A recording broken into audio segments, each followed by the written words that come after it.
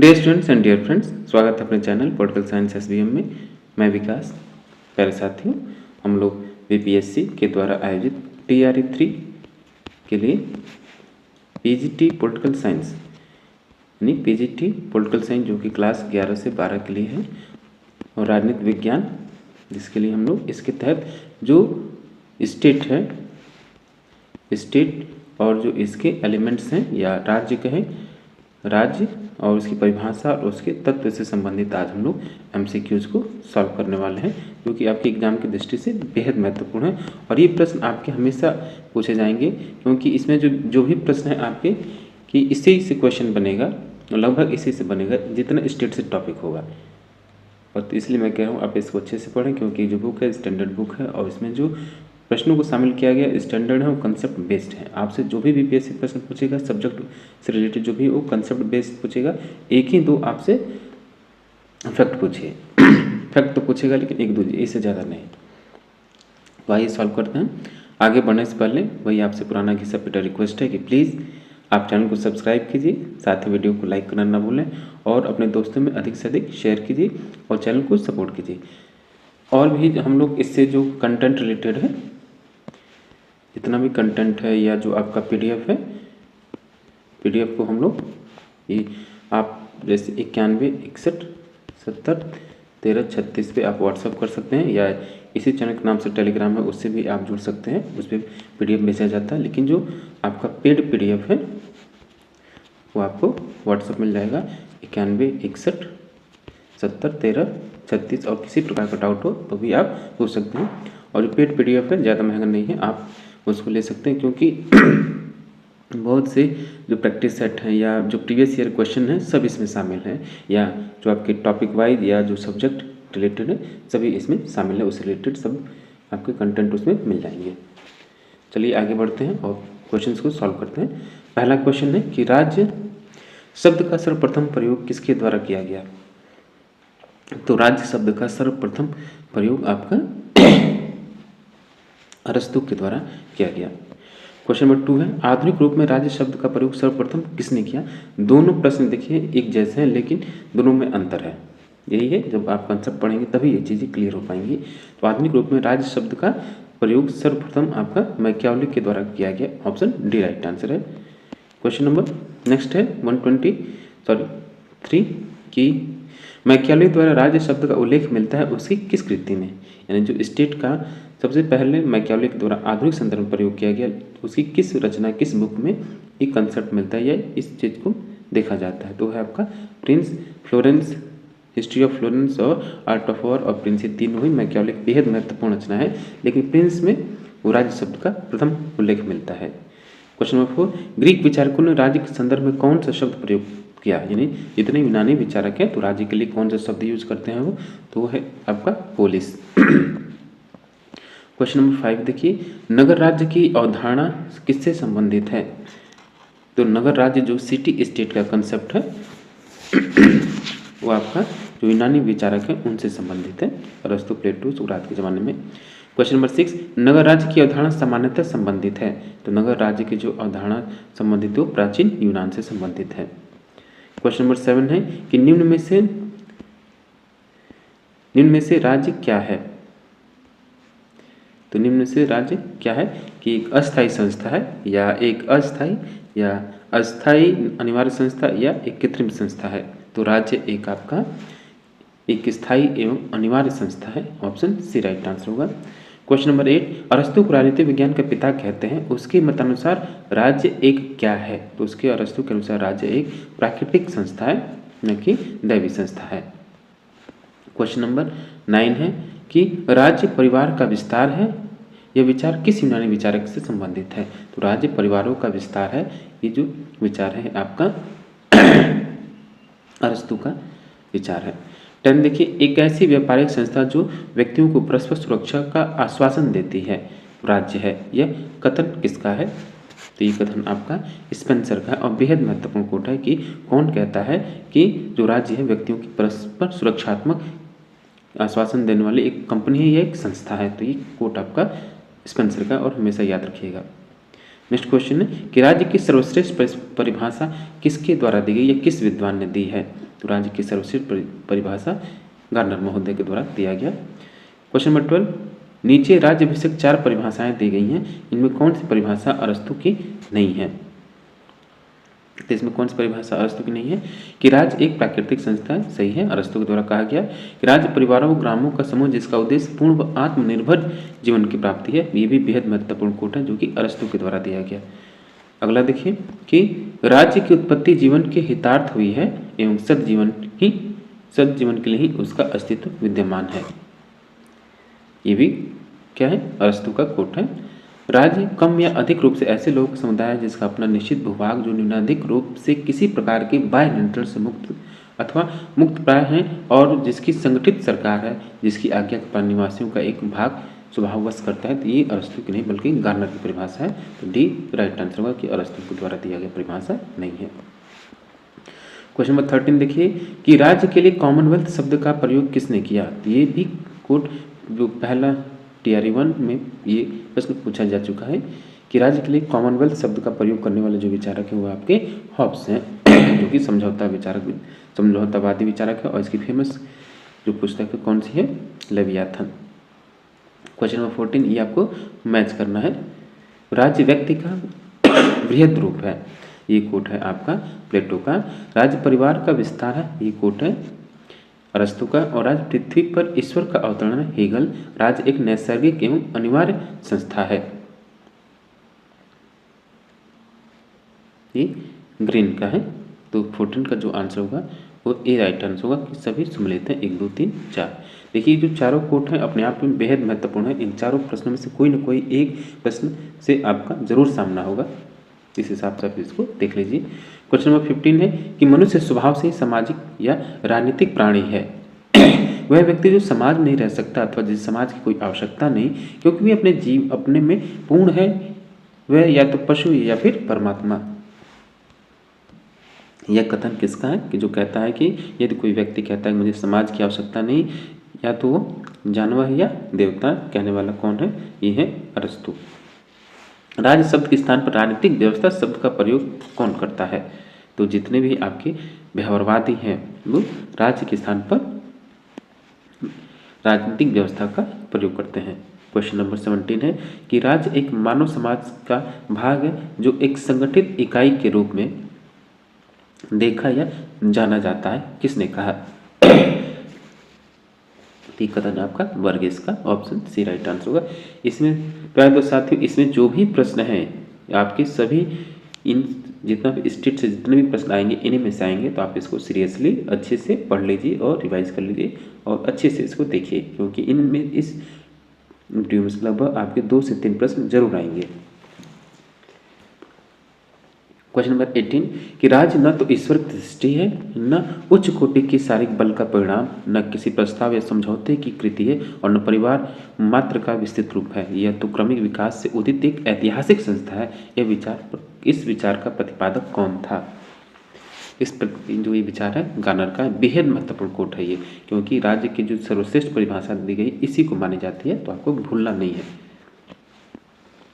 Question number 19 राज्य आर्थिक परिस्थिति की ही अभिव्यक्ति है का संबंध किससे है? तो ये जो संबंध आपका मार्क्स से संबंधित है।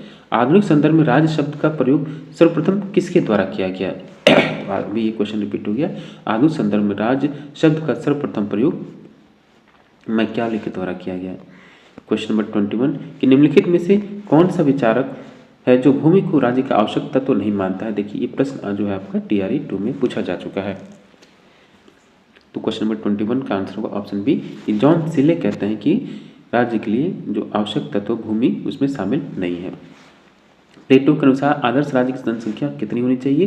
तो कम से कम 5040 होना चाहिए। ये भी आपको एक फैक्ट है जो नहीं भूलना है। क्वेश्चन नंबर 23 है कि किसने आदर्श राज्य हेतु 10,000 जनसंख्या की निर्धारित की है? तो इस हिसाब से रूसो है। प्लेटो 5040 और रूसो 10,000। निम्न में से कौन बड़े राज्य का समर्थक है? तो कौन बड़े राज्य का समर्थक इसमें से? तो टिट्सके और लॉर्ड एक्टन बड़े राज्यों के समर्थक हैं। तकनीक की दृष्टि से आधुनिक राज्य क्या है?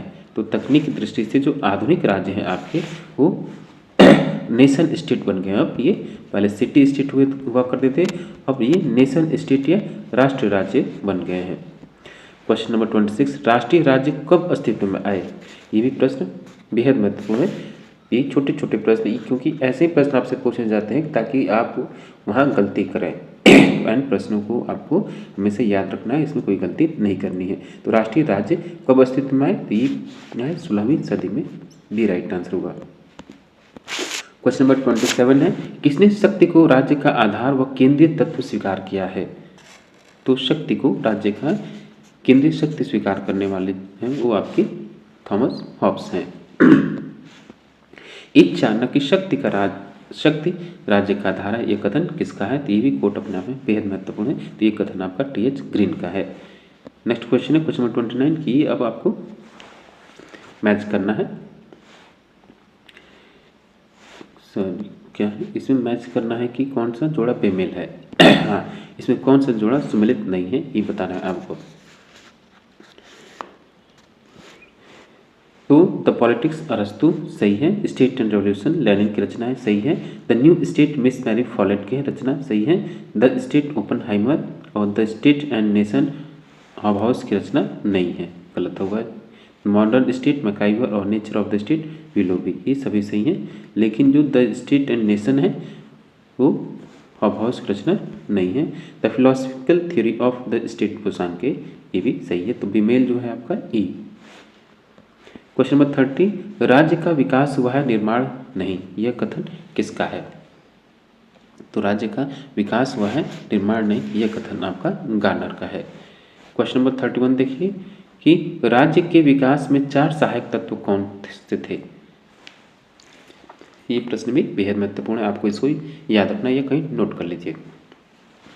तो राज्य के विकास में जो 4 महत्वपूर्ण तत्व हैं, एक तो जनसंख्या, भूमि, सरकार और संप्रभुता, ये राज्य के 4 आवश्यक तत्व हैं गार्नर के अनुसार। क्वेश्चन नंबर 32, एक नगर की स्थापना बिना भूमि के तो संभव है, परंतु बिना ईश्वर में विश्वास के राज्य स्थापित नहीं हो सकता, यह कथन किसका है? तो इस कथन का जो संबंध हो आपका प्लूटार्क से संबंधित है। क्वेश्चन नंबर 33 है, निम्न में से कौन राज्य का अनिवार्य तत्व नहीं है? तो राज्य का अनिवार्य तत्व जनसंख्या, भूमि, सरकार और संप्रभुता होती है, लेकिन न्यायपालिका नहीं है। तो ऑप्शन सी राइट आंसर होगा। इनमें से कौन राज्य का सर्वाधिक महत्वपूर्ण तत्व है? तो राज्य का सर्वाधिक महत्वपूर्ण तत्व या प्राण तत्व संप्रभुता को कहते हैं। क्वेश्चन नंबर 35 है कि आधुनिक अंतर्राष्ट्रीय संदर्भों में राज्य एक और तत्व स्वीकार किया गया है, वह कौन सा है? तो राज्य का एक और जो तत्व स्वीकार किया गया है वह है आपकी उसको मान्यता देना। क्वेश्चन नंबर 36 देखिए कि किस विद्वान ने भू प्रदेश को राज्य का आवश्यक तत्व स्वीकार किया है? तो राज्य का भू प्रदेश को आवश्यक तत्व स्वीकार करने वाले हैं आपके गार्नर। क्वेश्चन नंबर 37 है, कौन भूमि को राज्य का आवश्यक तत्व स्वीकार नहीं करता है? ये प्रश्न अभी आपने पढ़ा। तो जो सीले हैं वो राज्य का आवश्यक तत्व बतौर भूमि को स्वीकार नहीं करते हैं। क्वेश्चन नंबर 38, राज्य के विकास में सहयोगी तत्व नहीं है। तो राज्य के विकास में सहयोगी तत्व कौन सा नहीं है इसमें से? तो है आपका सरकार। बाकी धर्म, रक्त संबंध, राजनीतिक चेतना तीनों है। सरकार राज्य का राजनीतिक तत्व है। इनमें से बताइए, इनमें से कौन सा राज्य का आध्यात्मिक तत्व है? तो राज्य का जो आध्यात्मिक तत्व है वो है संप्रभुता। क्वेश्चन नंबर 40, निम्न विकल्पों में से अशुद्ध विकल्प का चयन कीजिए। सरकार भी राज्य के अनिवार्य तत्वों में से एक है, ये कथन आपका सही है। सरकार राज्याधीन है, राज्य के अधीन सरकार होती है, सही है। सरकार का विरोध संभव है, राज्य के नहीं, ये भी सही है। राज्य और सरकार परस्पर पर्याय है, बिल्कुल नहीं, ये गलत है। तो डी आपका अशुद्ध विकल्प है। क्वेश्चन नंबर 41 है कि राज्य व समुदाय के संदर्भ में कौन सा विभेद अनुचित है? यानी राज्य और समुदाय के संदर्भ में कौन सा अंतर गलत है, ये आपको बताना है। राज्य स्थायी समुदाय है, सही है। राज्य संप्रभुता संपन्न है, समुदाय नहीं, सही है। राज्य की सदस्यता एकल है, समुदायों की ऐच्छिक, सही है। राज्य का उद्देश्य सीमित है, समुदायों का स्थापक, बिल्कुल नहीं। राज्य का उद्देश्य जो है वो व्यापक है, तो इस आधार पर ये अंतर जो है गलत है, तो डी राइट आंसर होगा। क्वेश्चन नंबर 42, राज्य तथा समुदायों में अंतर नहीं करते हैं कौन? राज्य और समुदायों में अंतर नहीं करते हैं तो हैं आपके बहुलवादी विचारक। 43 इनमें से कौन राज्य नहीं है? तो इनमें से जो आपका संयुक्त राष्ट्र संघ है वो राज्य नहीं है, क्योंकि इसके पास संप्रभुता नहीं है। क्वेश्चन नंबर 44 कि राज्य मानव निर्मित संयंत्र है, यह विचार अभिव्यक्त करता है राज्य विषय किस अवधारणा को? तो ये है आपके यांत्रिक अवधारणा को। क्वेश्चन नंबर 45 राज्य की यांत्रिक अवधारणा का प्रथमतः इन्हें पहली बार उल्लेख कहाँ मिलता है? तो यह है आपका एपिक्यूरियस की कृतियों में। ऑप्शन डी राइट आंसर होगा। क्वेश्चन नंबर 46 कि किसने कहा राज्य संपत्ति का सृजन नहीं किया? राज्य ने संपत्ति का सृजन नहीं किया, अपितु स्वयं उसका निर्माण संपत्ति के रक्षार्थ किया गया। ये कोट भी अपने आप में बेहद महत्वपूर्ण है। तो ये कथन है आपका लॉक का। क्वेश्चन नंबर ये देखिए, ये प्रश्न जो है पिछले TRE 2 में इसकी भाषा बदल के आई थी, क्योंकि कई लोगों ने गलत कर दिया था। क्वेश्चन नंबर 47 है कि कौन कहता है राज्य को आर्थिक मामलों में हस्तक्षेप नहीं करना चाहिए? जितने भी व्यक्तिवादी विचारक हैं और जितने भी उदारवादी, परंपरागत उदारवादी, सभी का ये मानना है। तो इसका सही आंसर होगा एडम स्मिथ। क्वेश्चन नंबर, ये प्रश्न भी देखिए पिछले TRE 2 में आ चुका है। क्वेश्चन नंबर 48 है राज्य को सेवाधर्मी राज्य की संज्ञा किसने दी? सेवाधर्मी है, तो राज्य को सेवाधर्मी राज्य की संज्ञा देने वाले आपके मकाईवर हैं। राज्य समाजों का समाज है, ये मान्यता किसकी है? तो राज्य समाजों का समाज है, ये मान्यता आपका TH ग्रीन की है। ये कथन आपका TH ग्रीन का है। क्वेश्चन नंबर 50 देखिए कि आपको मैच करना है। स्टेट एंड रेवोल्यूशन, बेहद महत्वपूर्ण पुस्तक आपको नहीं भूलना थी। पुस्तक जो है लेनिन की है, ठीक।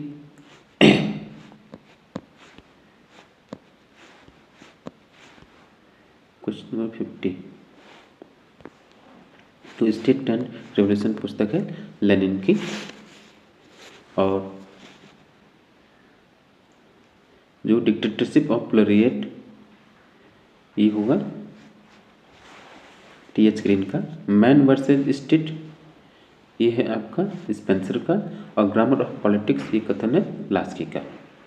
ये चारों किताब आपको याद रखना है, तो इस हिसाब से आंसर आपका होगा।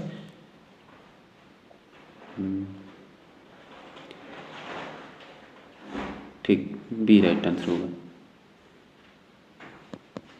नेक्स्ट क्वेश्चन है कि राज्य विहीन समाज की अवधारणा संबंध है, किससे संबंधित है?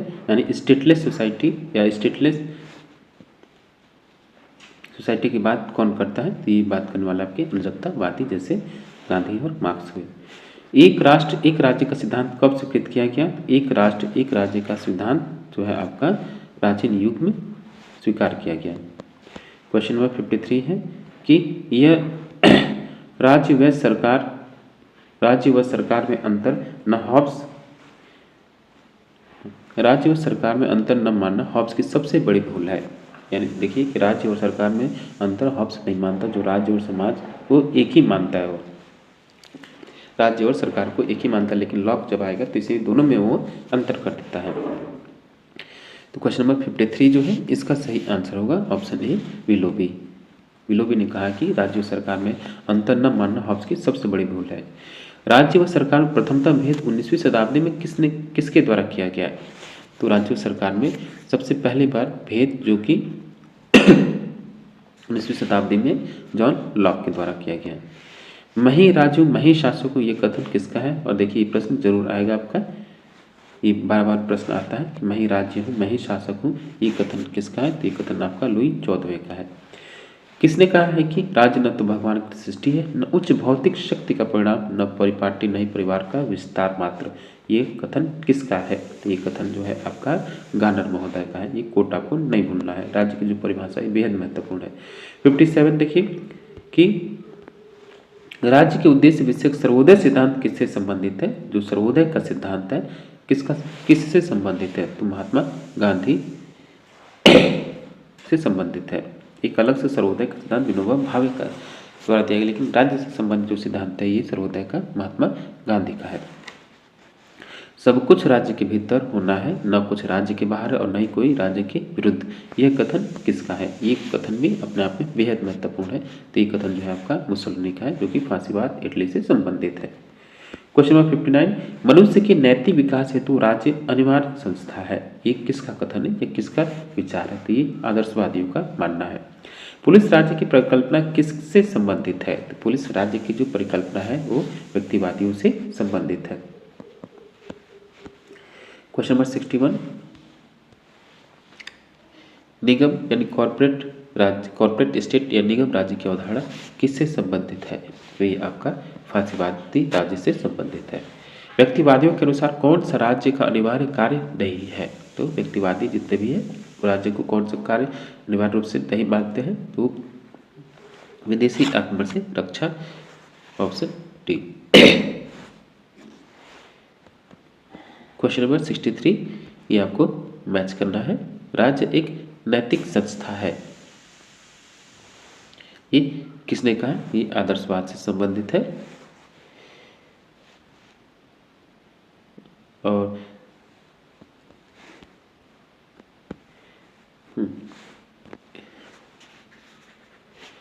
राज्य एक नैतिक संस्था है, आदर्शवादी। और कृत्रिम संस्था किसने कहा? समझौतावादी विचार को राज्य को कृत्रिम संस्था मानते हैं। शोषण का यंत्र, ये मार्क्सवाद का मानना है। राज्य एक आवश्यक बुराई है, तो ये व्यक्तिवादी कहते हैं। और अनावश्यक बुराई है, ये अराजकतावादी कहते हैं। ये इस प्रकार के प्रश्न भी आपसे जरूर एक न कोई एक प्रश्न इसमें से आएगा। तो ये जितने मैच है एक जगह आप नोट कर लीजिए अगर चाहे तो। Question number 64, the theory and practice of modern government किसकी कृति है, ये किसकी रचना है? ये भी पुस्तक है, पिछली बार पूछा जा चुका है। तो ये है आपका फाइनल का the theory and practice of modern government. 65, राज्य शब्द मात्र शासकों को भी निर्दिष्ट करता है, यह मत किसका है? तो ये जो कोट है वो आपका जॉन डुवी का है, ऑप्शन बी। क्वेश्चन नंबर 66, राज्य की आज्ञा सबको मान्य सर्वथा मान्य होगी, यह किसका कथन है? तो ये कथन है आपका लास्की का। क्वेश्चन नंबर 67 देखिए कि अरस्तु ने किस तरह के सिद्धांत का, किस तरह के राज्य का समर्थन किया है? तो अरस्तु जो है वो आपका मध्यम राज्य के सिद्धांत का समर्थन करता है। क्वेश्चन नंबर 68 कि बृहद राज्य की अपेक्षा छोटा राज्य अनुपातिक रूप से बलवान होता है, यह वक्तव्य किसका है? तो ये वक्तव्य है आपका हॉब्स का। छोटे राज्य की उपयुक्तता की वकालत किसने की? तो छोटे राज्य की उपयुक्तता की वकालत करने वाले आपके हैं, ये आपके छोटे राज्यों की बात करने वाले जो हैं वो है डी टॉकविले। प्यारे दोस्तों देखिए, जो इसमें प्रश्न है जो स्टेट से संबंधित जितने भी एमसीक्यूज हैं हम लोग इसको सॉल्व कर रहे हैं। और आगे जो भी थियरी का सेक्शन है, चाहे आपका राज्य की उत्पत्ति का दैवीय सिद्धांत हो, समानता, स्वतंत्रता, अधिकार या समाजवाद, इन सबसे भी प्रश्न हम लोग लेकर आएंगे। हम लोग उसको भी प्रैक्टिस करेंगे। बस काम आपको ये करना है कि आप इसको रिवाइज करते रहिए। जो भी आपको इंपॉर्टेंट क्वेश्चन लगे जो हम बता रहे हैं आप उसको एक जगह नोट कर लीजिए, बार बार देखिए। क्योंकि पीपीएससी देखिए आप लोग इसको पीपीएससी को हल्के में न लें, और कोई ऐसी किताब नहीं जिसको आप एक ही किताब पढ़ के पास हो जाए। मैं बार बार कह रहा हूँ, कहीं से जो भी कंटेंट मिल रहा है अगर आपको लग रहा है कि बेटर है तो आप उसको पढ़ लीजिए, और जितना कंटेंट है वो आपके पास पर्याप्त है उसी को बार बार पढ़िए। इधर उधर भटकेंगे तो फिर ज़्यादा नुकसान हो जाएगा। देखिए मैटर करता है कि आपने कितनी बार रिवाइज किया है, कितने प्रैक्टिस सेट सॉल्व किए, कितने solve paper previous year question के सॉल्व किए। मैटर ये करता है। आप नया नया पढ़ेंगे भूलते जाएंगे, नया पढ़ने की जरूरत नहीं है। हाँ, जब पढ़े जो आपको टॉपिक कन्फ्यूजिंग लग रहा है या कुछ भी थोड़ा सा डाउट है तो आप उस टॉपिक को उठा के कहीं से भी देख सकते हैं। और नहीं है तो तमाम आपके और भी रिसोर्सेज जैसे आप गूगल पे जाकर सर्च करें, तमाम वहाँ हर चीज़ मिल जाएगा। यूट्यूब पे जाकर सर्च करें सब मिल जाएगा। लेकिन एक और चीज़, जितना आप सोशल मीडिया से दूरी बनाए रहेंगे उतना ही आपके लिए लाभदायक होगा। क्वेश्चन नंबर 70, राज्य के आकार व उसमें अपनाई गई शासन प्रणाली के बीच अनिवार्य संबंध है, ऐसा मत किसका है? तो ये मत जो है आपका मॉन्टेस्क्यू का है। विश्व में ऐसा उदाहरण ही नहीं जहां बड़े राष्ट्र चिरकाल तक जनतंत्री सरकार के रूप में स्थिर रहे हों। कौन किसका है? तो डी टॉकविले का कथन है ये। क्वेश्चन नंबर 72, राज्य शक्ति है और राज्य के लिए लघु आकार का होना पाप है, ये मत किसका, ऐसा किसका मानना? ट्रिट्स्के का मानना है, जो कि शक्ति सिद्धांत का समर्थक है। कौन बड़े राज्य का प्रबल समर्थक है? तो इसमें जो बड़े राज्यों के प्रबल समर्थक है वो है लॉर्ड एटनबरो। क्वेश्चन नंबर 74, किसी राज्य को लोक समाज में शासन का लगभग एक राजनीतिक यंत्र कहकर संबोधित किया, तो किसने किया, तो है आपके GTH कोल। क्वेश्चन नंबर 75, राज्य का आधार पट्टा है, यानी राज्य का आधार पट्टा है, यानी ये कथन किसने कहा, तो ये कथन आपका कपूर महोदय का। राज्य का सार क्या है, तो राज्य का जो सार है वो मात्र केवल सरकार से है। क्वेश्चन नंबर 77 है कि the philosophical theory of the state के लेखक कौन है, तो इस पुस्तक के लेखक जो है आपके सांख्य हैं। जब तक राजा दार्शनिक नहीं बन जाते या दार्शनिक राजा नहीं बन जाते तब तक संसार से बुराइयां दूर नहीं होंगी, समाप्त नहीं होंगी, और बेहद महत्वपूर्ण कोट है ये। किसका है, तो ये कोट आपका प्लेटो का है। क्वेश्चन नंबर 79, राज्य का लोप हो जाएगा या राज्य विलुप्त हो जाएगा, उक्त कथन किसका है, तो राज्य विलुप्त हो जाएगा, ये कथन मार्क्स का है, ये राइट आंसर होगा। सबसे निकृष्ट राज्य भी सबसे उत्कृष्ट अराजकता से अच्छा है, यह मत किसका है, तो ये मत है आपका हॉब्स का। क्वेश्चन नंबर 81, किसने राज्य को रात्रि प्रहरी राज्य यानी नाइट वॉचमैन स्टेट की संज्ञा दी है, और बेहद महत्वपूर्ण कोट है ये भूलना नहीं है आपको, कई बार आता है ये, और पिछली बार आया भी था, तो ये रॉबर्ट लॉजिक का कोट है। व्यवहारिक प्रशासन की दृष्टि से राज्य ही सरकार है, ऐसा किसका मानना है, तो ये जो है आपकी लास्की ने ऐसा कहा। इनमें से किसने राज्य एवं राष्ट्र में पर्याप्त भेद को स्वीकार किया है, राज्य एवं राष्ट्र में पर्याप्त अंतर किसने प्रस्तुत किया, तो है आपके पोलिबियस। नेशन शब्द की उत्पत्ति किस शब्द से हुई है, ये भी क्वेश्चन बेहद महत्वपूर्ण है। तो नेशन शब्द की जो उत्पत्ति हुई है वो नेशियो शब्द से हुई है, और नेशियो शब्द का शाब्दिक अर्थ क्या है, जैसे नेशन शब्द की उत्पत्ति हुई है तो नेशियो का जो शाब्दिक अर्थ होता है वो पैदा होना। 86 देखिए, एक राष्ट्र सांस्कृतिक समानता का समूह है जो अपने मानसिक जीवन व अभिव्यक्ति की एकता के विषय में पूर्ण चेतन व दृढ़ निश्चयी है, यह कथन किसका है, तो ये कथन आपका गार्नर महोदय का है।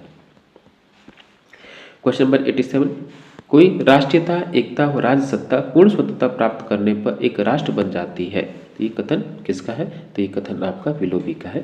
निम्न में से कौन धर्म के आधार पर संगठित राज्य है, तो धर्म के आधार पर जो संगठित राज्य है आपका बेल्जियम, इजराइल और लेबनान, तो इसका आंसर डी होगा, उपयुक्त तीनों। कुशासन राष्ट्रीयता का जन्मदाता है, तो कुशासन जो है राष्ट्रीयता का जन्मदाता है, ये कथन किसका है, तो ये कथन आपका गिलक्राइस्ट का है। क्वेश्चन नंबर 90, यह कथन किसका है कि राज्य एक पौधे या पशु की तरह अपनी उत्पत्ति अथवा पुनर्रचना नहीं करता है, तो ये कथन आपका जलिनक महोदय का है। दोस्तों फिर से हम आपसे कहते हैं कि हम लोग BPSC का जो TRE 3 यानी थर्ड फेज की जो टीचर रिक्रूटमेंट होने वाली है उसके लिए पढ़ रहे हैं, और विषय है आपका PGT पॉलिटिकल साइंस या राजनीति विज्ञान, जो कि आप क्लास 11 से 12 के लिए है। और इसमें से कुछ तो TGT के प्रश्न मिल जाएंगे और कुछ आपके GS के भी सेक्शन मिल जाएंगे, तो आप इसको अच्छे से पढ़िए और प्लीज़ आप चैनल को सब्सक्राइब करना ना भूलें, और प्लीज़ आप वीडियो को लाइक भी कीजिए और चैनल को सपोर्ट कीजिए। और अगर इसका PDF चाहिए या और अन्य पेड PDF चाहिए तो आप इस नंबर पे कांटेक्ट कर सकते हैं, ठीक। किसी प्रकार का जो दिक्कत हो या कन्फ्यूजन हो तो आप इस पर कांटेक्ट कर सकते हैं, व्हाट्सएप के थ्रू मैसेज कर सकते हैं। चलिए क्वेश्चन नंबर 91, कि जो व्यक्ति भावनात्मक के स्थान पर वास्तविकता का बोध करते हैं उनके लिए राज्य ही सरकार है, तो उनके लिए राज्य ही सरकार एक कथन किसका है, क्रोच से का है। क्रोच भी कई जगह लिखा था, क्रोच से या क्रोच के या क्रोच से एक ही है। 92 देखिए, ये आपको मैच करना है, एक तरफ कोट और एक तरफ संबंधित विचारक है। 92, तो आत्मनिर्भर ही राज्य है, आत्मनिर्भर ही राज्य है, ये कथन किसका है, तो ये कथन आपका मार्सिलियो पडुआ का है। और राज्य जनता की आस्था व भावना है, ये मुसोलिनी का कथन है। और राज्य लघुत्तम और महत्तम क्रिया का सिद्धांत है, ये हिटलर का सिद्धांत है। राज्य दमन की विशेष अवस्था है, ये लेनिन का है। इस हिसाब से आपका कोट ए जो कोट है वो राइट आंसर होगा, सॉरी ए राइट आंसर होगा ए। क्वेश्चन नंबर 93, किसके अनुसार राज्य का निर्माण सदैव प्राकृतिक विधियों के आधार पर होता है, तो इसका सही आंसर होगा option B Nicholas. Question number 94 है कि शुद्ध राज्य एक ऐसी संस्था है जो ईश्वर और जनप्रिय होती है। तो ये कथन किसका है? तो ये लूथर का है। क्वेश्चन नंबर 95 है कि अन्य समासों की तरह राज्य विशेष उद्देश्यों की प्राप्ति की चेष्टा करता है। तो ये कथन है आपका फाइनर का। क्वेश्चन नंबर 96 कि राज्य की इच्छा का प्रतिरोध करने वाले समाज में अस्तित्व ही नहीं रह सकता। राज्य की इच्छा प्रतिरोध करने वाले समाज में अस्तित्व ही नहीं रह सकते, समाज का अस्तित्व ही नहीं रह सकता। ये कथन किसका है? तो रूसो का है, जिंजक रूसो। राज्य की इच्छा अनुत्तरदायी नहीं हो सकती, ये मत किसका है? तो राज्य की इच्छा अनुत्तरदायी नहीं हो सकती है, ये क्या है? लास्की का कथन है। क्वेश्चन नंबर 98, या किसने कहा है कि राज्य स्वयं में सर्वोच्च समाज है? स्वयं में सर्वोच्च समाज है, किसका कोट है ये? तो ये कोट है आपका बोसांके का। राज्य की प्रकृति विषय कितनी अवधारणाएं प्रचलित हैं? तो राज्य की प्रकृति विषय राजनीतिक राज्य कितनी प्रकृति है? नेचर ऑफ स्टेट जो है कितने प्रकार के हैं? तो 4 प्रकार के हैं। तो सी राइट आंसर होगा। क्वेश्चन नंबर 100, राजनैतिकता का सृष्टा व रक्षक दोनों है, यह मान्यता किसका है? तो ये मान्यता जो है हीगल की मान्यता है कि राजनैतिकता का सृजनकर्ता व रक्षक भी है।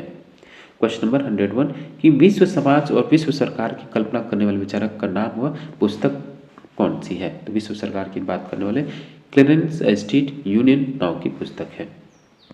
अगला प्रश्न देखिए 102 कि जलवायु के प्रकार तथा सरकार के प्रकारों में घनिष्ठ संबंध है, ये कोट किसका है? तो ये कोट है आपका रूसो का।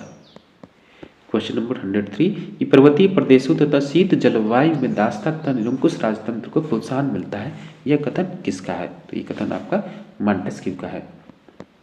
104 देखिए, मनुष्य की स्वाधीन इच्छा नहीं अपितु उसका भौतिक वातावरण विशेषतः जलवायु, भोजन तथा प्रकृति की साधारण बातें व्यक्ति और समाज के व्यवहार का निर्धारण करती है, यह कथन किस विद्वान का है? तो ये विद्वान जो है बर्कले। क्वेश्चन नंबर 105 है कि हिस्ट्री ऑफ सिविलाइजेशन किसकी रचना है? तो जो हिस्ट्री ऑफ सिविलाइजेशन है ये पुस्तक है आपकी किसकी? बर्कले की, बेहद महत्वपूर्ण पुस्तक है।